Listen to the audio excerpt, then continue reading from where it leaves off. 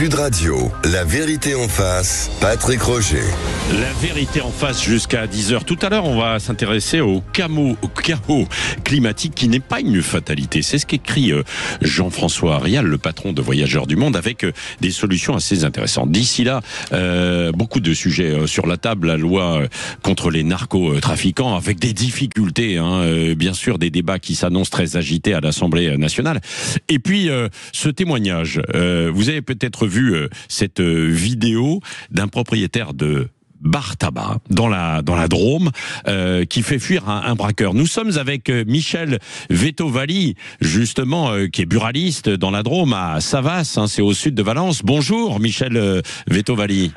Oui, bonjour. Merci d'être avec nous. Alors, pour nous expliquer ce que peut-être certains ont vu, c'est-à-dire que il y a un braqueur qui a voulu rentrer chez vous et vous l'avez fait fuir. On le voit grâce à la vidéosurveillance que vous avez mis en place, Oui, tout à fait. Donc mon commerce est équipé d'une petite vidéo de surveillance pour, ma foi, sécuriser nos établissements qui, comme on le voit aujourd'hui, sont des établissements bien compliqués à faire vivre. Non seulement par la législation et puis par la type de clientèle que nous avons aujourd'hui.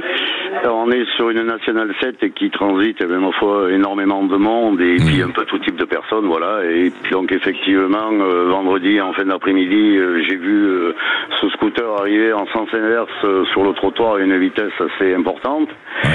Et puis juste à ce moment-là, c'est le moment où je me suis avancé pour voir qu'est-ce que ce scooter faisait sur le trottoir en sens inverse, et que ce braqueur m'est arrivé dessus, comme on voit très très bien sur la vidéo après. Et puis voilà, donc... Alors comment vous l'avez fait fuir? Parce qu'on vous voit agiter en fait des chaises, un tas de choses. Comment vous l'avez fait fuir? Comment je l'ai fait fuir?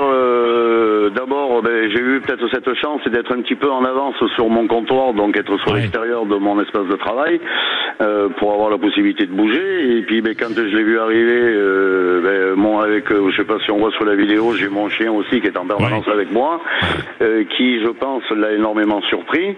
Et puis de me voir peut-être avancer, il a été surpris, ou je sais pas si c'est ça ou pas d'autre, et immédiatement il a tiré. Donc j'ai vu cette table en face de moi et j'ai attrapé la table pour m'en servir de bouclier et le pousser à l'extérieur, puisque j'ai vu qu'il avait un fusil style canoncier. Je suis pas un amateur d'armes, mais bon, voilà. Et puis il est pas normal qu'on se fasse agresser comme ça, donc j'ai dit d'une manière ou d'une autre, il ira bouffer la table s'il faut dehors, et puis voilà. Et donc voilà, c'est peut-être le sursaut de je ne sais quoi, mais il n'est pas question que nous, les petits commerçants comme nous en zone rurale, où on a déjà le couteau sur la gorge pour arriver à faire survivre nos petits établissements, de venir se faire agresser comme ça. On est bien d'accord que certains m'ont dit la vie est peut-être plus importante, mais quand on est commerçant depuis des années et qu'on s'approche de la retraite et qu'on a des commerces qui sont sur la survie en permanence, on peut plus se permettre de laisser partir quoi que ce soit.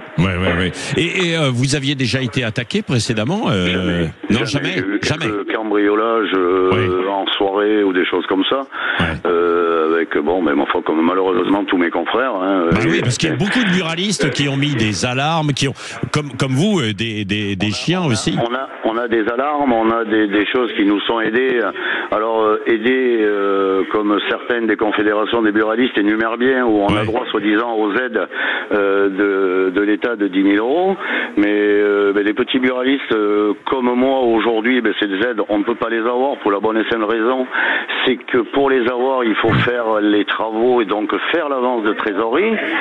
Et les trésoreries sont tellement à ric-rac aujourd'hui qu'on n'a pas la capacité financière de faire l'avance. Donc ça fait que ces aides qui peuvent être très intéressantes, mais ne peuvent pas faire partie de nos petits commerces.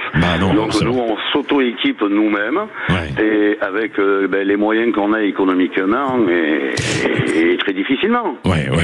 Vous, Savas, c'est une commune de combien d'habitants à peu près? On est une commune de 1500 habitants. 1500. Donc c'est les communes typiques où il y a le bar tabac qui est au centre de la commune, et c'est là où tout se passe, toutes les activités, quoi. On est plus, nous, sur un petit hameau qui est à la sortie de Montélimar en direction de Valence, sur la Nationale 7. Et c'est un petit hameau où on est environ 300 personnes, nous, sur cette partie-là, et le reste est sur le village d'à côté.